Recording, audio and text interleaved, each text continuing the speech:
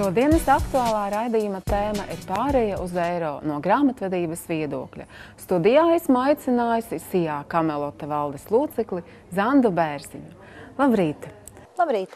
Sakiet, Zandā, ar ko tad grāmatveži saskārsies tuvākā laikā, ar cik lielu darba apjomu? Nu, jārēķinās ar to, ka viss jaunais vienmēr ir kaut kas mazliet nezināms.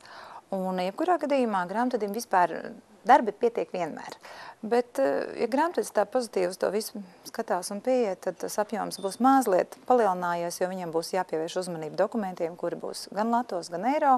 Un tad jau, ja viņš tā nopietni tam visam pieies, tad es domāju, ka tiks galā arī grāmatvedis. Kādi tad ir biežākie jautājumi, ko uzdot grāmatvediem saistībā ar pārmaiņu uz eiro? Uzņēmējiem ir parasti jautājumi, vai man visi tie atlikumi būs kārtībā. Protams, ka tie atlikumi viss būs kārtībā, jo, teiksim, datorprogrammas vai tie, kas mēs strādājam datorprogrammās pārsvarā, nu jau ir tas laiks.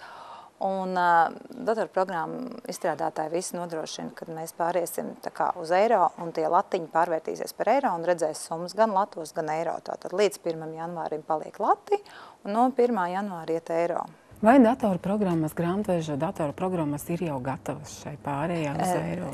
Jā, nu tās, ar ko mēs strādājam, ir gatavas, un tas arī ir galvenais. Un ko jūs ieteiktu uzņēmējiem, ar ko tad viņiem būtu jārēķinās, kā viņiem būtu jāsagatavo savs personāls? Nu, pats galvenais jau tie uzņēmēji, kas strādā ar pircējiem, tātad tie ir kases aparāti, tur ir arī pārdevēji. Un pats svarīgākais periods, man liekas, visgrūtākais būs no 1. janvāra līdz 14. janvārim, jo tas ir periods, kad ir abas valūtiņas lati un eiro apgrozībā, tātad cilvēciņš ies uz veikalu ar latiem, bet izdos viņam eiro. Un mans ieteikums būtu uzņēmējiem īpaši sagatavot pārdevējus un kases aparātus, un ja ir iespēja, vismaz ja ir 2 kases aparāti, tad vienu, tā kā ieteiktu, kas būtu tikai pieņem eiro naudiņas un izdod eiro naudiņas, otrs, kad pieņem latus un izdod eiro. Tas samazinātu rindas savā veidā un arī tā kā stresu pārdevējiem. Jo, teiksim, tajos, kur ir tie lati, tur varbūt tādu noturīgāku, stabilāku pārdevēju ieteiktu. Un tur, kur pārdevējs varbūt mazliet ar mazāku pieredzi, tad viņš ir uzreiz jau var izdot tos eiro. Sakiet, ko jūs ieteiktu grāmatvedības sakārtošanā, teiksim, dokumentācijas sakārtošanā, kādi būtu jūsu ieteikumi, ar ko būtu jāsāk, ar ko būtu jārēķinās? Ne tikai uzņēmējiem, bet arī ikvienam grāmatvedim.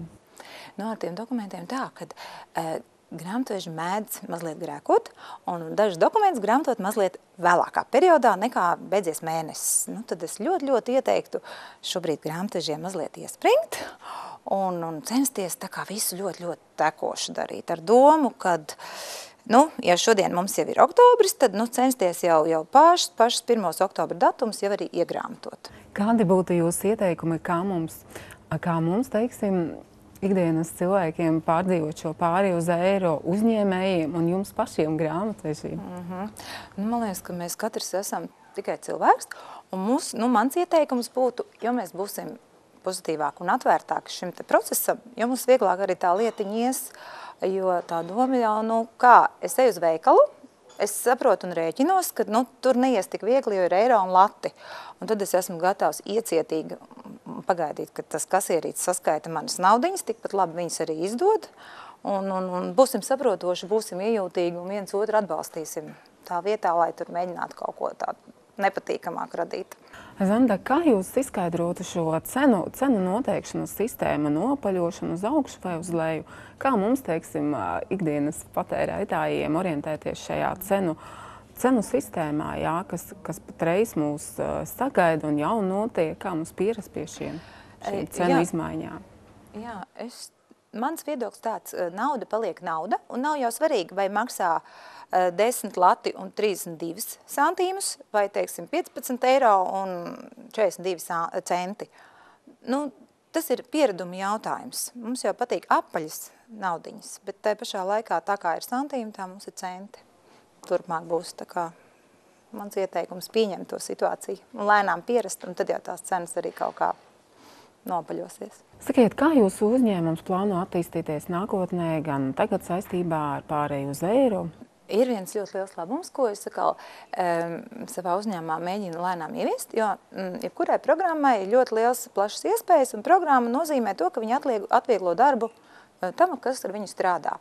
Un mēs strādājam tādu ļoti jauku programmu Hansa World Enterprise, un viņā ir tādas milzīgas iespējas, un šis eiro mazliet uzliek tādas tā kā, teiksim, iespringt pārējai uz eiro arī tā kā automatizēt visu darbības procesu.